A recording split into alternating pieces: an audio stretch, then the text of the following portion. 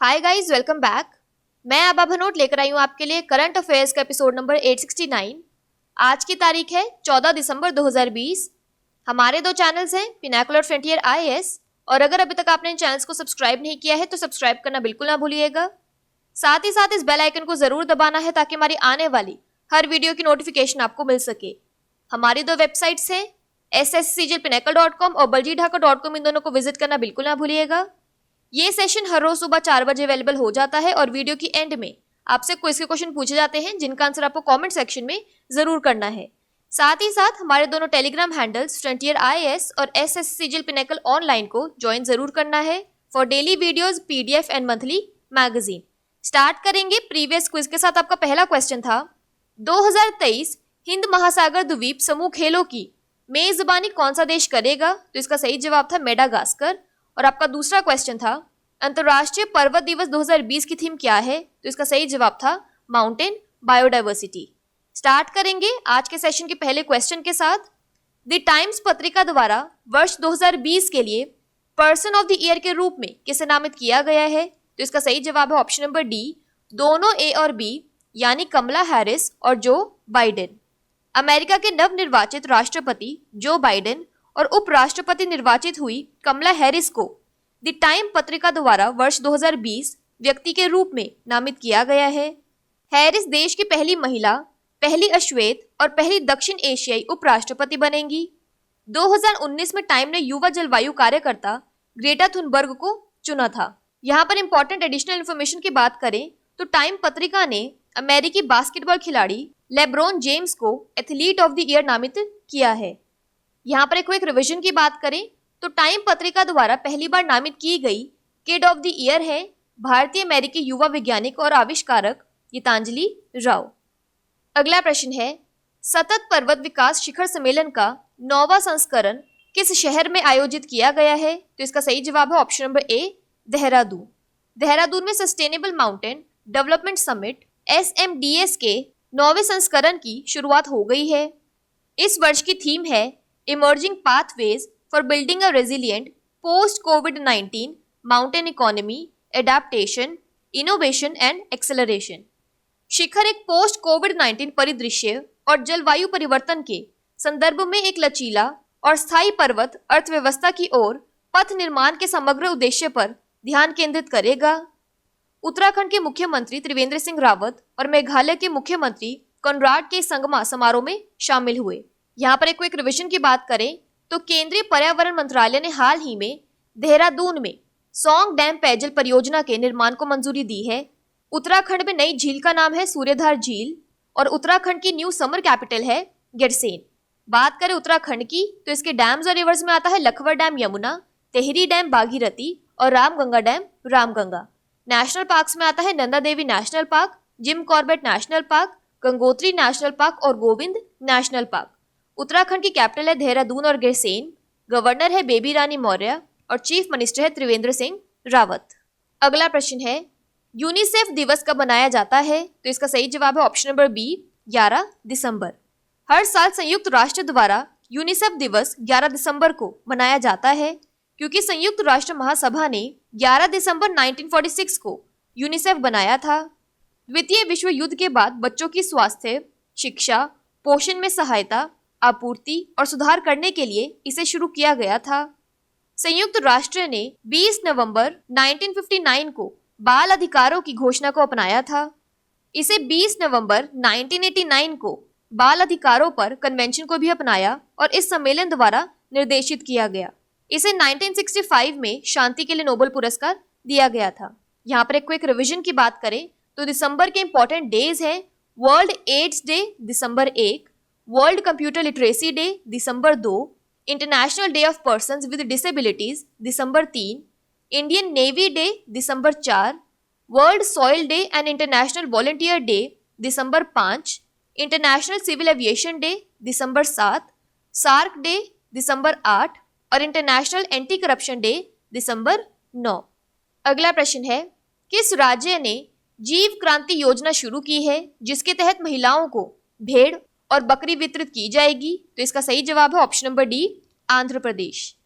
आंध्र प्रदेश के मुख्यमंत्री YS जगनमोहन रेड्डी ने जगन्नाथ जीव क्रांति योजना शुरू की, जिसके तहत 1869 करोड़ की लागत से 2.49 लाख भेड़ और बकरी इकाइयों को चरणबद्ध तरीके से महिलाओं को वितरित किया जाएगा।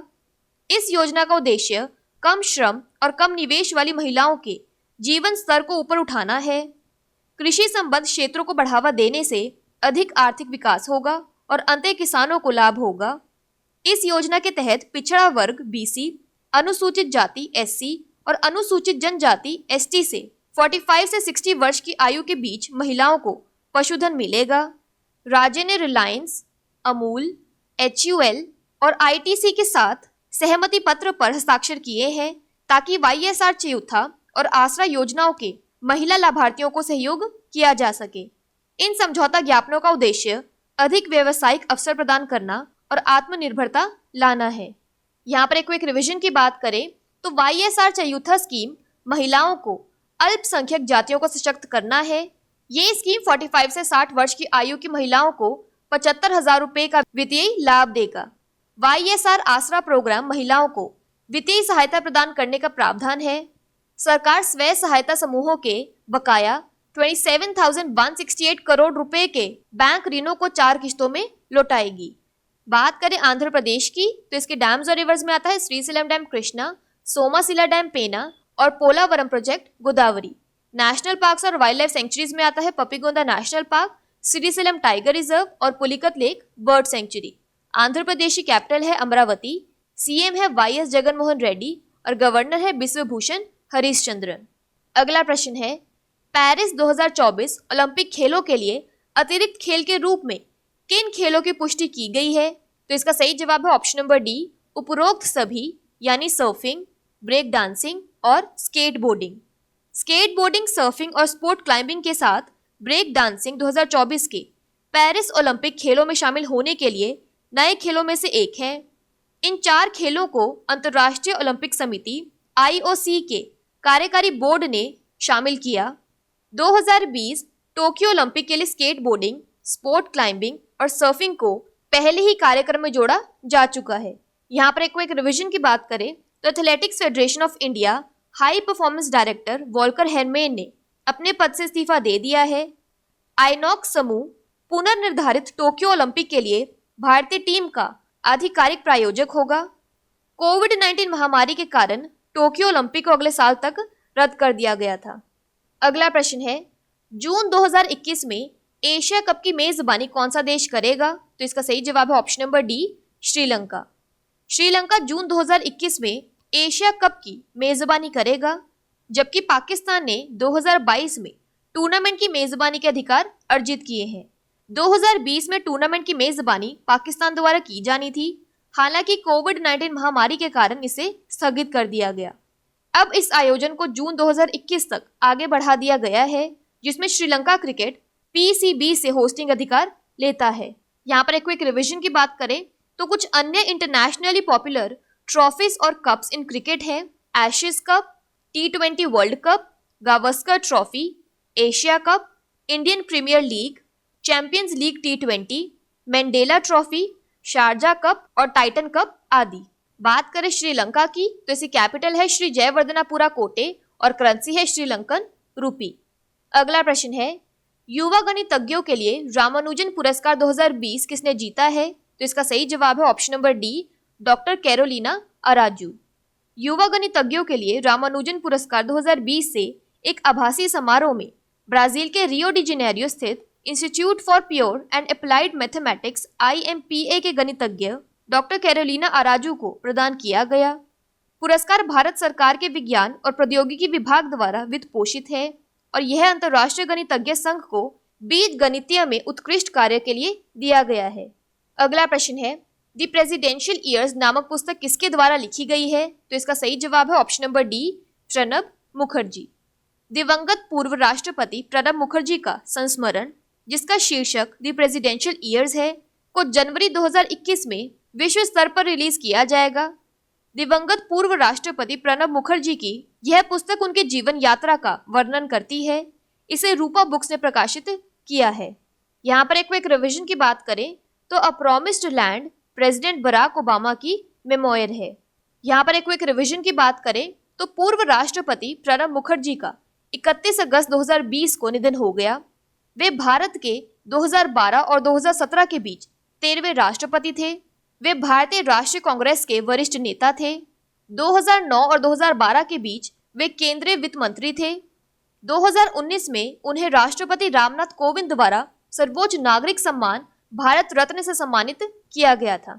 अगला प्रश्न है, किस बॉलीवुड अभिनेता ने 50 Asian celebrities in the world सूची में शीर्ष स्थान हासिल किया है? तो इसका सही जवाब है option number B, Sonu Sood. कोविड-19 महामारी के दौरान असहाय लोगों की मदद करने को लेकर भारतीय अभिनेता सोनू सूद को दक्षिण एशियाई हस्तियों की सूची में शीर्ष स्थान पर नामित किया गया है। इस संबंध में अपनी तरह की पहली और एक अनूठी रैंकिंग जारी की गई। विश्व में 50 एशियाई हस्तियों की सूची में शीर्ष स्थान हासिल करने के लिए 47 वर्षीय बॉलीवुड अभिनेता को कड़ी प्रतिस्पर्धा का सामना करना पड़ा। इस सूची के माध्यम से उन कलाकारों को सम्मानित किया गया है जिन्होंने अपने काम से समाज में सकारात्मक छाप छोड़ी है और लोगों को प्रेरित किया है। यहाँ पर एक क्विक रिवीजन की बात करें तो अभिनेता सोनू सूद को संयुक्त राष्ट्र विकास कार्यक्रम UNDP द्वारा प्रतिष्ठित SDG special humanitarian action award से सम्मानित किया गया है। भारतीय चुनाव आयोग ECI द्वारा अभिनेता सोनू सूद को पंजाब के स्टेट आइकन के रूप में नियुक्त किया गया है और PETA India person of the year 2020 से जॉन इब्राहिम को सम्मानित किया गया है। अगला प्रश्न है, हाल ही में किस राज्य ने गोवंश वध रोकथाम और मवेशी संरक्षण विधेयक 2020 को पारित किया है? तो इसका सही जवाब है option number C, Karnataka. Karnataka Vidhan Sabha ने गोवंश वध रोकथाम और मवेशी संरक्षण विधेयक 2020 को पारित किया है। कर्नाटक के मंत्री KG मधुस्वामी ने इस विधेयक को लेकर कहा कि राज्य में अब गाय और बछड़ों को मारने की अनुमति नहीं है। अवैध बिक्री, परिवहन और गो हत्या को दंडनीय माना गया है। बात करें कर्नाटका की तो इसकी डैम्स और रिवर्स में आता है कृष्णा राजा सागर कावेरी, तुंगभद्रा डैम तुंगभद्रा और Almatti dam Krishna. National parks में आता है Nagarhole national park, Anshi national park और बनरघट्टा नेशनल पार्क। कर्नाटका की कैपिटल है बेंगलुरु, गवर्नर है वाजुभाई वाला और CM है BS Yediyurappa. UNESCO world heritage sites में आता है हम्पी मॉन्यूमेंट्स और पत्तडकल मॉन्यूमेंट्स। बात कर लेते हैं आज के सेशन के क्विक समरी की तो टाइम्स मैगजीन द्वारा 2020 पर्सन ऑफ द ईयर के लिए जो बाइडेन और कमला हैरिस को नामित किया गया है। Sustainable mountain development summit Dehradun में आयोजित की गई। यूनिसेफ डे दिसंबर 11 को मनाया जाता है। जीवा क्रांति स्कीम आंध्र प्रदेश में शुरू की गई है। पेरिस 2024 ओलंपिक गेम्स में एडिशनल स्पोर्ट्स हैं break dancing, skateboarding, surfing और स्पोर्ट क्लाइंबिंग। जून 2021 में एशिया कप की मेजबानी श्रीलंका करेगा। Ramanujan prize for young mathematician 2020 doctor Carolina Araujo को दिया गया है। The presidential years book Pranab Mukherjee ने लिखी है। Top 50 Asian celebrities in the world list में सोनू सूद को शामिल किया गया है और prevention of slaughter and preservation of cattle bill Karnataka में पास किया गया है। बात कर लेते हैं आज के सेशन के क्विज फॉर द डे की। आपका पहला क्वेश्चन है यूनिसेफ दिवस कब मनाया जाता है और आपका दूसरा क्वेश्चन है द प्रेसिडेंशियल ईयर्स नामक पुस्तक किसके द्वारा लिखी गई है। और अगर अभी तक आपने हमारे चैनल को सब्सक्राइब नहीं किया है तो सब्सक्राइब करना बिल्कुल ना भूलिएगा। साथ ही साथ इस बेल आइकन को जरूर दबाना है ताकि हमारी आने वाली हर वीडियो की नोटिफिकेशन आपको मिल सके। हमारी दोनों वेबसाइट्स sscjpinacle.com और baljeedhaka.com को विजिट करना बिल्कुल ना भूलिएगा। साथ ही साथ हमारे दोनों टेलीग्राम हैंडल्स को ज्वाइन जरूर करना है। Thank you so much.